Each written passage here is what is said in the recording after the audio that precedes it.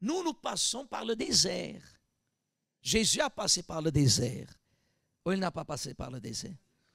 Et il n'a pas passé toute sa vie dans le désert. La Bible dit que le commencement de son ministère se déroule où? Dans le désert. Et dans le désert, il a été mis à l'épreuve. Mais parce qu'il était quelqu'un qui était ce qu'il il faisait ce qu'il était, il a toujours repoussé, attaché et chassé le diable. Parce qu'il s'est toujours laissé guider par la parole de qui? Malheureusement, il y a des personnes qui préfèrent la parole des hommes. L'amour des hommes que l'amour de Dieu. La parole des hommes que la parole de Dieu. La tradition des hommes que proprement la volonté de Dieu. Dans d'autres termes, Église, on ne peut pas nous laisser dominer par une chose ou par plusieurs choses qui nous éloignent de Dieu. Depuis 2011, nous avons établi le jeûne de Daniel comme étant un moment qu'on s'éloigne des choses du monde sans quitter le monde. Mais que nous éloignons même des choses qui apparemment n'ont pas de péché.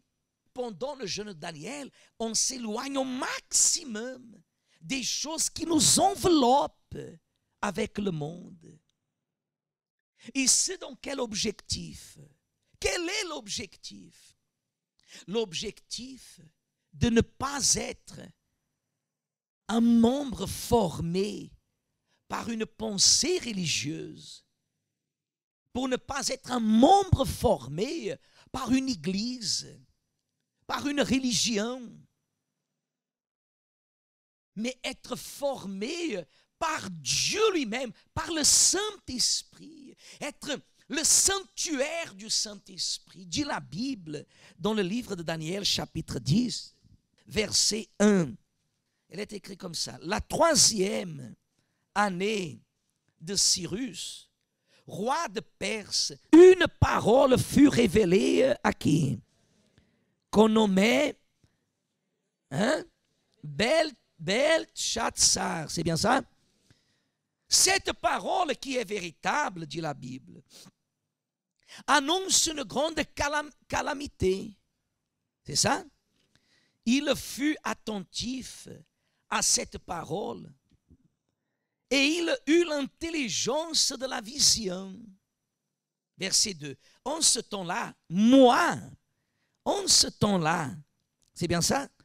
Moi, Daniel, je fus 3 semaines, comment? Dans le deuil. Je ne mangeais aucun mets délicat. C'est bien ça? Je ne mangeais aucun mets délicat. Il n'entra ni viande, ni vin dans ma bouche. La Bible dit que pendant ces 3 semaines, qu'est-ce qu'il a fait? Il a fait ce jeûne. Il a vécu cela comme un deuil. Il se s'est appliqué. Il se s'est investi. Mais il y a des personnes que quand on parle du monde spirituel, elle est toujours fatiguée. Ou alors il y a toujours des problèmes. Le Saint-Esprit, Église, il vient dans la vie d'une personne qui prouve le désir de le recevoir. Et Daniel, la Bible dit, il n'a pas fait la fête. Il n'a pas cherché à s'envelopper avec des choses futiles. Et c'est là que vous comprenez, si vous sautez au chapitre 10 encore, au verset 10. Regardez ce qu'il dit comme ça. Et voici, une main me toucha, c'est bien ça? Il secoua mes genoux et mes mains. Puis il me dit, Daniel, homme bien-aimé, sois attentif aux paroles que je vais te dire et tiens-toi debout à la place où tu es, car je suis maintenant envoyé vers toi. Et lorsqu'il m'eut ainsi parlé, je me tins debout comment? Il me dit, Daniel, ne crains rien, car dès le premier jour où tu as eu à cœur de comprendre, et qu'est-ce que tu as fait? Et de t'humilier devant ton Dieu. Tes paroles ont été entendu, et c'est à cause de tes paroles que je viens. Le chef du royaume de Perse m'a résisté. Combien de jours? Et combien de jours il a jeûné? Combien de jours il a résisté, le prince du royaume de la Perse? Hein? Et combien de jours il a jeûné? Tout ce que vous voulez obtenir venant de Dieu, vos actes doivent être équivalents. Le jeûne de Daniel, c'est apprendre à couper la langue. C'est apprendre à mettre un système dans nos oreilles qui vont filtrer dans nos yeux pour que nous soyons véritablement le vase d'honneur.